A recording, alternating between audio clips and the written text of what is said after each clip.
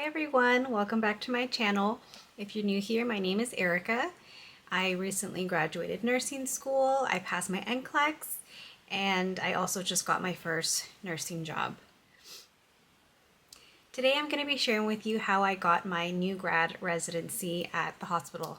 So the position that I got was for a new grad in the NICU department, which is super exciting for me because that is the exact job that I wanted.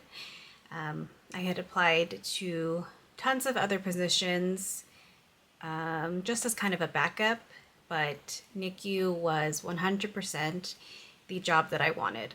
So I wanted to let you guys know how it kind of came about and how I ended up getting that job. So first off, right when I graduated, I started applying to basically every new grad position that I saw, every posting that I saw, everyone that my school sent my way. I wasn't exactly sure if I would end up landing, the program of my choice, the one that I had really wanted. So I just wanted to make sure really that I got a position instead of just waiting around. So I was first offered a different position with a different hospital, and I accepted it because, like I said, I was scared that I was not going to get the NICU position that I wanted.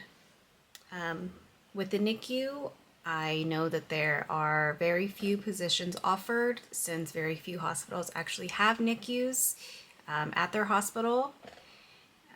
So for me, it was kind of scary just to wait around and hope that I got that NICU position. But I had someone tell me that really the best and easiest way to get into the NICU would be through a new grad program. So while I wasn't sure that I would get it, I applied. I applied to other positions just in case I needed something to fall back on. But luckily I didn't need it. So what I did was, like I said, I applied. I made sure that my cover letter stated exactly why I wanted to be in the NICU, what I liked about the hospital, and how my values aligned with the hospital's values. On my resume, the school helped me to create it. I included once again that I wanted to be in the NICU and I wanted to help further, their mission, and that I had the same values as them when it came to providing care. When I went to the job interview at the time, I did not have my NRP, which is your neonatal resuscitation program cert. So my advice to you would be, if you want to work in the NICU, that you should definitely get that first before going into an interview, because you don't know if other people might have it or not. But if you're taking that initiative and you do get that cert ahead of time, they're really going to look at your resume and see that, you've taken that initiative and you want this job and you're taking the necessary steps in order to get it. So I would recommend doing that. Like I said, I didn't have it at the time, but I went into my interview, and because I'm a new grad, most of the questions were fairly generic questions, such as how do you handle conflict? What do you do during a stressful situation? How do you handle that? How do you handle conflict with a coworker?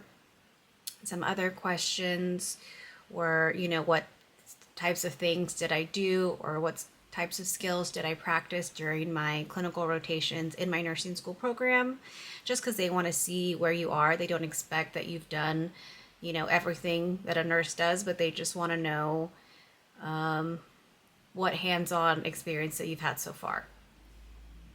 Of course, they're going to ask you, why you want to work in the NICU, what would make you a great asset to their team. One question that I got, which was, very hard, I guess, for me to answer. They said, if you were putting together a team of, nurses, who would you have on that team? And so essentially they're trying to see what type of personalities you think would work best to create an entire team. My answer consisted of, someone who's going to be empathetic towards the patient and the family, someone who is very good with communicating, because sometimes it can be hard for the nurses to talk to the family, whether it be about good news, bad news, or just basic information. So having someone who's a good communicator would, of course, be essential in order to get all of the information across to the family. Some other examples were an educator, patients and, of course, parents, the families need to be taught certain things. Once they're discharged from the hospital and they go home, they need to be taught, how to continue their care and certain things depending on, whatever the disease or illness is. So that was one of the questions, and that one really stumped me. I guess whatever I said at the time, I don't exactly remember all of it, but I guess it was decent enough because they said that they liked my answer and we kept going. But like I said, it's really just a bunch of generic questions as a new grad anyways. Obviously someone who is an experienced nurse, and they are coming from a different department and trying to transfer into the NICU. Obviously the questions that they ask them are going to be more scenario based and what would you do if, because that person might have a lot more knowledge. Me as a new grad, I just have, the basics, what I've learned in school and what I've learned during my time in clinicals. But if you are someone who has experience, I would definitely recommend, like I said, getting that NRP cert, doing whatever classes that you can just put down on your resume, getting any other certifications that you can put on your resume in order to show them that you really want this position and you're taking the necessary steps in order to place yourself apart from anybody else that's applying. I know people had told us, or me, that not to settle for any position that comes your way. And that can be extremely hard in the moment because you think, I'm a new grad, who's going to hire me? I just need to apply, and the first person who gives me a job offer, I need to accept. And of course, you definitely can do that. You can either accept and, keep applying to other places, or accept, go with that first job, or, tell them, decline that position and just wait. But as I said, I was very scared that I was not going to get the dream position that I wanted. So I applied to various positions such as ED, med-surg, tele, ICU, what else? Oncology. I applied to a ton of positions because I wanted to get new grad experience and I wanted to be a part of a new grad program. There's also, hospitals that don't offer new grad programs, and you can just enter into that hospital, precept for a couple of weeks, and on the floor you go. But for me, it was really important to enter into a new grad program because I felt, since I was a nursing student during the pandemic, that I didn't have a ton of experience and I didn't feel 100% comfortable basically being thrown out onto the floor without the added knowledge that the hospital gives you.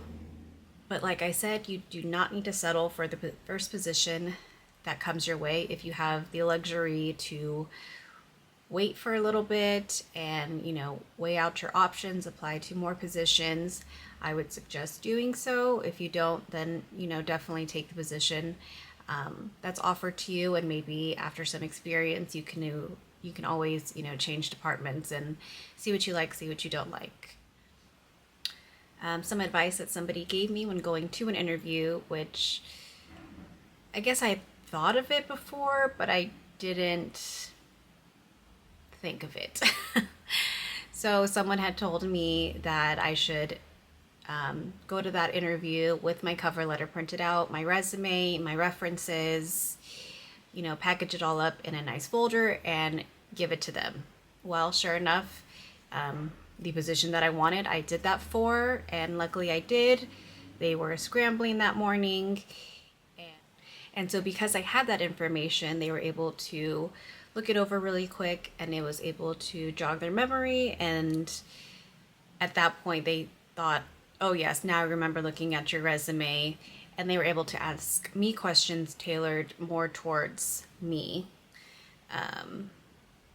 I am prior military, so because of that, they were able to ask me questions about the military. I think it can be important and helpful to go onto the hospital's website and read, their mission statement, what their values are. Make sure that it really aligns with what your values are and, your goals when it comes to caring for patients. It can also be helpful for when you go to your interview. You can add those key things, those key values, so they can kind of hear it and think to themselves, that's great, that person values align with ours. And I think that they would be, a great asset to this hospital and would provide the same care that we want, all of our staff to provide.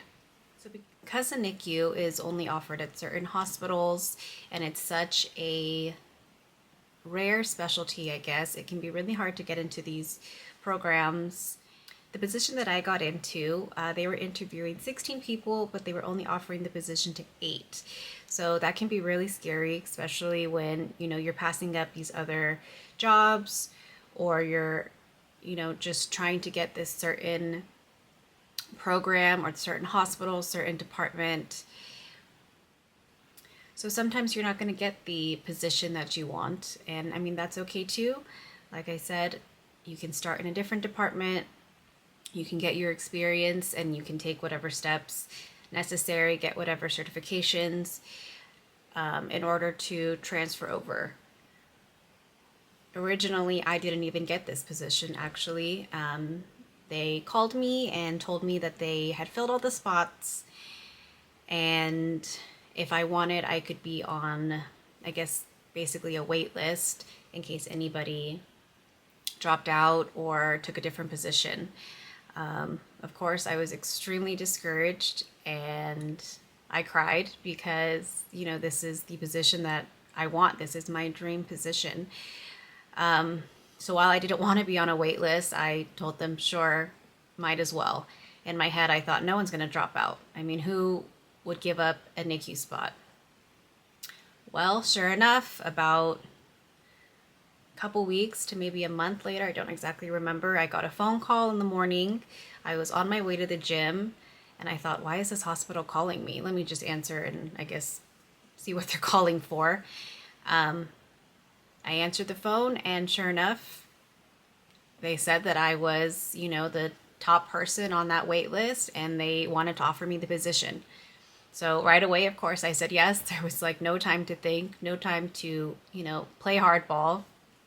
Right away, I told them yes. And once again, I almost cried. I could not believe that someone dropped out of this program and that, I was the first person that they were calling to give the position to. 2 days before I got that phone call, I decided to get my NRP cert done, just so whenever a NICU position came up, I could apply for it and I could say that I have this cert and I've taken that initiative. And at the time, I felt so silly thinking, why am I getting this cert? I was already passed up for the job. What am I going to do with it? And there it was, 2 days later, I got a phone call saying that the job was mine. So my advice would be, don't give up. Go after the position that you want. Sure, apply to any and every job. If that's what you need to do, if that's what you want to do, if that helps you, to feel secure just in case you don't get the job that, you've been waiting for. But my biggest thing is don't settle. Don't settle for a position that you don't want. Don't settle for a job that you don't want. I've learned that being in a job that you're unhappy with can really affect you, your day, your mental health. When you go home, you're just even though you're only at your job for however many hours, it just makes you unhappy. And the last thing I wanted to do as a nurse was to go to work and be unhappy. I don't want to think about 2 more days and then I have to go back to work. I have to go back to work tomorrow and think, okay, 12 hours, 8 more hours. To me, that just seemed like the worst thing in the world, to have that mindset and continue to tell myself.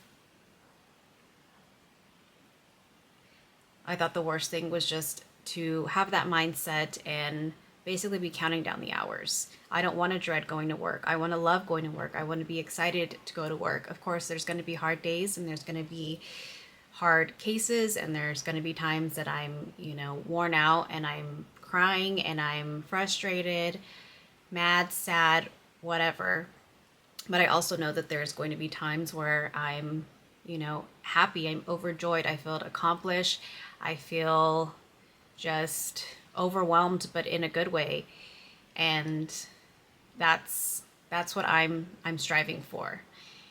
And so, like I said, don't settle for a position that you don't want. The jobs are out there. Put yourself out there. Do the necessary steps, do the extra steps that you think will get you that position. All you can do is try, put your resume out there, go to the job interviews, show up with your best, tell them exactly who you are. That's another thing. I heard advice, and it was, when you go to job interviews, be yourself. We see tons of people for these job interviews, and we can tell who is being authentic and who is just trying to be fake and give all the right answers. And, I think that's true. Like, you can tell by talking to someone, by looking at them, if they really truly want the job, if they really want to work at that hospital, if they're passionate about that department that they're going to work in, or if they solely just need the job to put, food on the table, which is also fine. But I believe the advice was more, just be yourself. Come forward with your authentic self. Be whoever it is that you are. Either your personality and your values and your wants are going to align with that company and, the people who are interviewing you, or they're going to see that it's not a good match, and that's fine.